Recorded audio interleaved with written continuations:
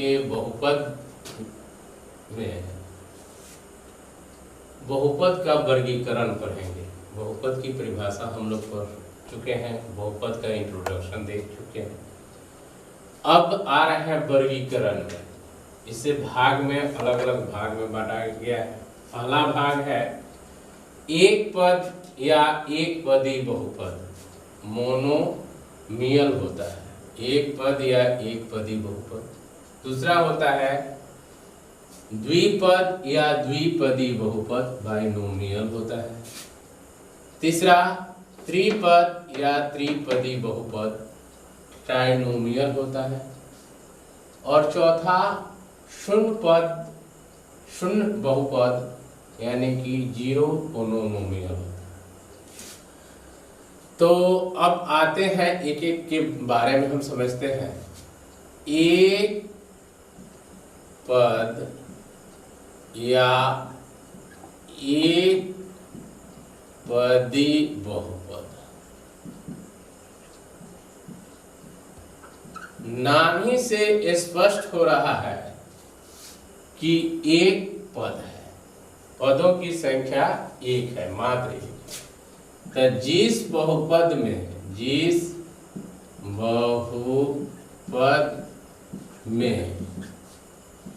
केवल एक पद होता है उसे एक पदी बहुपद कहते हैं। जिस बहुपद में केवल एक पद होता है उसे एक पदी बहुपद कहते हैं।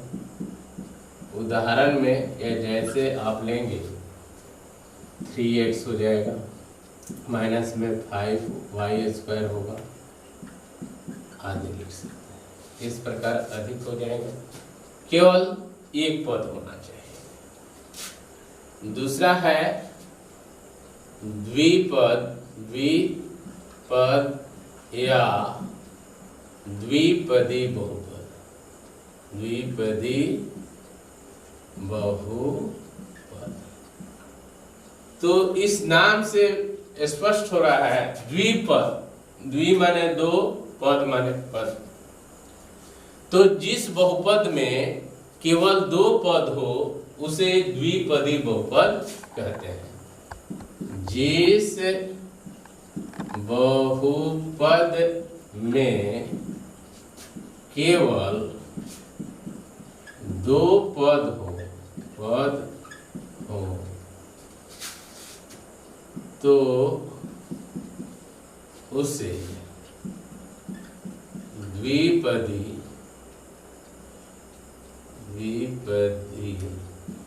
बहुपद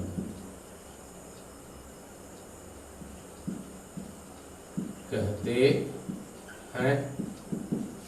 जैसे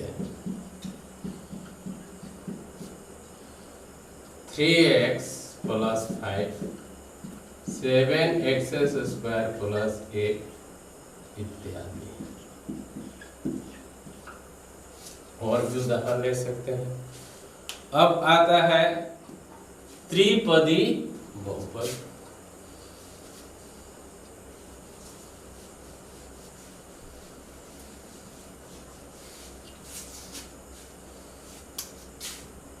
त्रिपदी बहुपद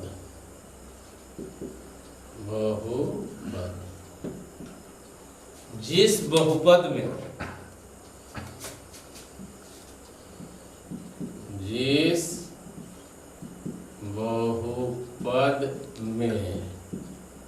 केवल तीन पद होता है उसे त्रिपदी बहुपद कहते हैं। जिस बहुपद में केवल तीन पद होता है उसे त्रिपदी बहुपद कहते हैं। जैसे में कह सकते हैं 3x² plus 5x plus 6, 2x plus 3y minus 9।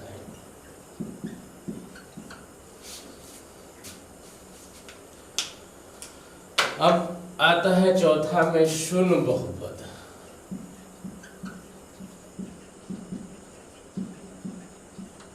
तो शून्य बहुपद में जिस बहुपद का प्रत्येक गुणांक शून्य हो उसे शून्य बहुपद कहते हैं। जिस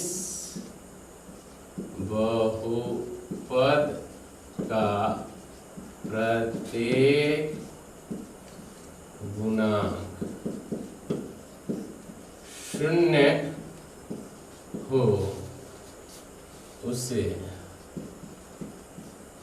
शून्य बहुपद कहते हैं। जैसे में